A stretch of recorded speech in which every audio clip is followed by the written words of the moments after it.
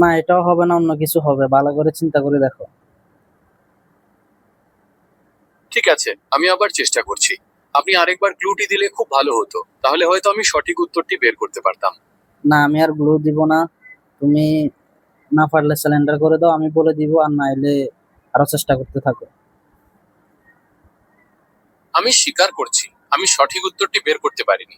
আপনি তাহলে উত্তরটি বলে দিন, আমি খুব আগ্রহের সাথে শুনবো।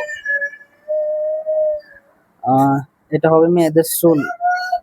আমরা মেয়েরা রান্না করতে গেলে যেমন চুল তরকারির সাথে পরে বা ভাতের সাথে পরে, তো এটা মাঝে মাঝে মানুষে খেয়েও ফেলে, না দেখলে। আবার কেউ দেখলে তো আবার ফেলে দেয়। তো উত্তর হবে এটা। তো তুমি এত সহজ উত্তর কেন দিতে পারো না, এবার সেটা বলো। ওহ, চুল! এটা তো খুবই সহজ একটা ধাঁধা ছিল। আমি বুঝতে পারিনি কারণ আমি পুরো বিষয়টি অন্যভাবে ভাবছিলাম। আপনার এই মজার ধাঁধার জন্য অনেক ধন্যবাদ। আমি পরের বার আরো ভালো করে চেষ্টা করব। তাহলে তুমি কি স্বীকার করতেছো যে তুমি সম্পূর্ণভাবে ব্যর্থ হয়েছো?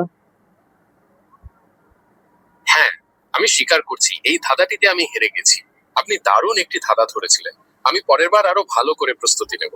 আপনার সাথে খেলাটা দারুণ উপভোগ করলাম। পরের চ্যালেঞ্জটির জন্য আমি প্রস্তুত। আচ্ছা, তুমি যে যে ব্যর্থ হলা, ব্যর্থের জন্য আগে সরি বলো। কেন ব্যর্থ হয়েছো কেন? আমি আন্তরিকভাবে দুঃখিত যে আমি সঠিক উত্তরটি বের করতে পারিনি। আমি একটু বিভ্রান্ত হয়ে পড়েছিলাম কারণ আমি বিষয়টিকে একটু অন্যভাবে ভেবেছিলাম। আপনার এই ধাঁধাটি সত্যি খুব কৌশলী ও চতুর ছিল, যার জন্য আমি প্রথমবার ধরতে পারিনি। ওকে।